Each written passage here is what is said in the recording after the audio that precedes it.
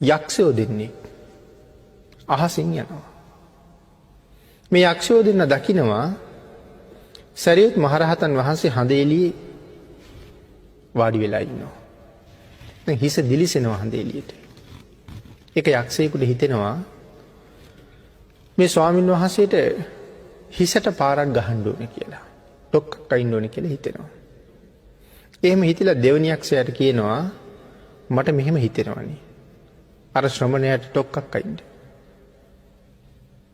ඊට පස්සේ අනිත් යක්ෂයා කියනවා හොඳයි. සිතුවිල්ල නම් ඇති වුණාට කමක් නැහැ. හැබැයි ක්‍රියාත්මක නම් කරන්න යන්න එපා. ඔය ශ්‍රමණයා හරිම බලවත්.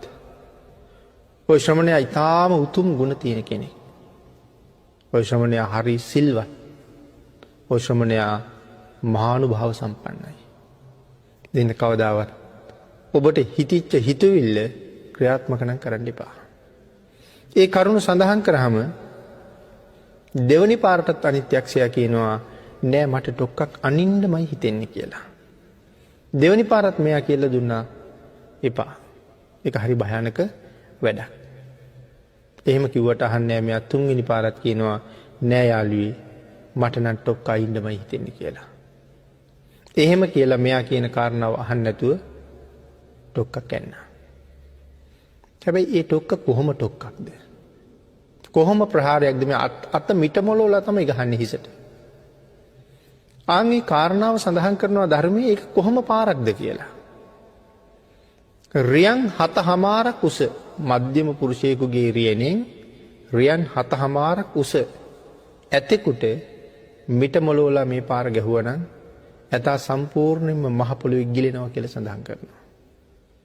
පොළොව කඩාගෙන ඇතා යට යනවා ඒ තරම් ලොකු පාරක් ගහන්නේ.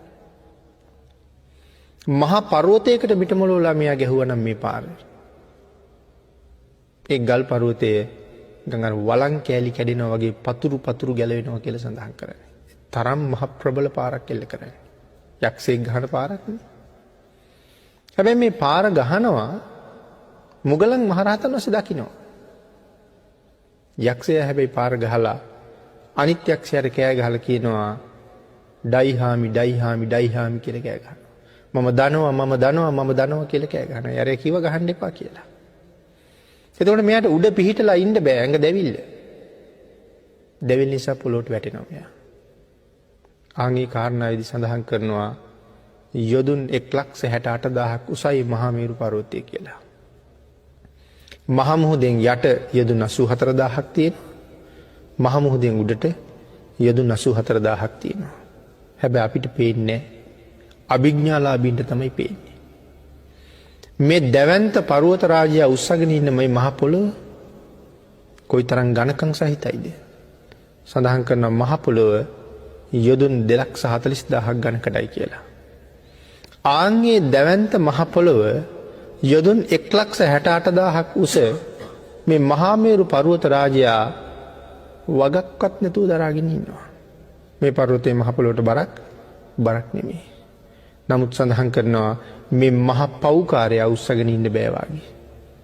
මේ පර්වතයේ දරාගෙන ඉන්න පුළුවන්. නමුත් මේ උන්වහන්සේට පහර ගහපු පෞකාරයා දරාගෙන ඉන්න බෑ වගේ මෙයා මහ පොළොවට වැටෙනවත් එක්කම මහ පොළොව ඈත් වෙනවා. ඈත් වෙච්ච ගමන් අවීචියෙන් ආපු ගිනි දැල් මෙයා වෙලාගෙන කෑ ගහද්දි හැමම අවීචිට අරන් යනවා. කියන කාරණාව සඳහන් කරනවා ඒ තරම් උන්වහන්සේලාගේ ගුණ තේජස. ඒ වෙලාවේ මේ ඩොක්කක් අයින්නවා දැකපු නිසා මුගලන් මහරහතන් වහන්සේ ළඟට එනවා. ළඟට ඇවිල්ලා අහනවා පින්වත් සාරිපුත්තයන් වහන්සේ සුවසේ වසන්න පුළුවන්ද? බොහොම පහසුවෙන් බොහොම සුවයෙන් ඔබ වහන්සේ වැඩ ඉන්නවද? පිහිටලා ඉන්න පුළුවන්ද කියලා. ඔව් මට එහෙම මොකවත් කරදරයක් නෑ, මට අපහසුතාවයක් නෑ මොකවත්. ඒ වුණාට මගේ ඔළුව ටිකක් රිදෙනවා කියලා කියනවා. වෙන නම් කිසිම අපහසුතාවයක් නෑ, මගේ හිස ටිකක් රිදෙනවා. එහෙම සඳහන් කරාම මුගලන් මහරහතන් වහන්සේ සඳහන් කරනවා බොහෝම ආනුභාව සම්පන්නයි සාරිපුත්තයන් වහන්සේ. බොහොම ශ්‍රේෂ්ඨයි සාරිපුත්තයන් වහන්සේ. ඊටාම 이르දිවන්තයි සාරිපුත්තයන් වහන්සේ. ස්වාමීනි මොහොතකට කලින් ඔබ වහන්සේට යක්ෂයෙක් ප්‍රහාරයක් කෙල්ල කළා. ආන්ගේ වෙලාවේ උන්වහන්සේ තමයි කියන්නේ යක්ෂයාගේ ප්‍රහාරය කොයි වගේද? මහ කන්දකට ගැහුවා නම් ඒ කන්ද පතුරු ගැලවෙනවා කියලා. රියන් 7මාරක් උස ඇතෙකුට ගැහුවා නම් ඒ ඇත සම්පූර්ණයෙන්ම මහ පොළොවේ ගිලෙනවා ස්වාමීනි. ඒ වාගේ පහරක් ඔබ වහන්සේට එල්ල කළේ. ඒකයි මම ඇහුවේ ඔබ වහන්සේට සුවසේ පිහිටලා ඉන්න පුළුවන්ද කියලා. ආන්ගේ වෙලාවේ සරියුත් මහ රහතන් වහන්සේ තමන් වහන්සේ කොයිතරම් 이르දිමත්ද කියන කාරණාව කියන්නේ නැහැ. ඒ උන්වහන්සේ තරම්ම ස්වභාවයෙන්ම නිහතමානී. මේ සිද්ධිය අවස්ථාවේ විතරක් නෙවෙයි මුළු ජීවිතේම එහෙමයි. ඒ වෙලාවේ මේ කාරණාව පදනම් කරගෙන මුගලන් මහරහතන් වහන්සේගේ පිළිබඳව වර්ණනාවක් කරනවා. ශ්‍රේෂ්ඨයි පින්වත් මොග්ගල්ලාන ඔබ ශ්‍රේෂ්ඨයි. ඔබ මේ වෙලාවේ මෙතන මහ යකෙක් දැක්කා. ඉතින් ඔබ පුදුම ඊර්ධියක් කොමට තියෙන්නේ. මේ වෙලාවේ මහ යකෙක් දැක්කා. හැබැයි මේ වෙලාවේ මම මෙතන පාංශු පිසාචයෙක්වත් දැක්කේ නැහැ කියනවා. කවුද මේ පාංශු පිසාචයෝ කියලා කියන්නේ?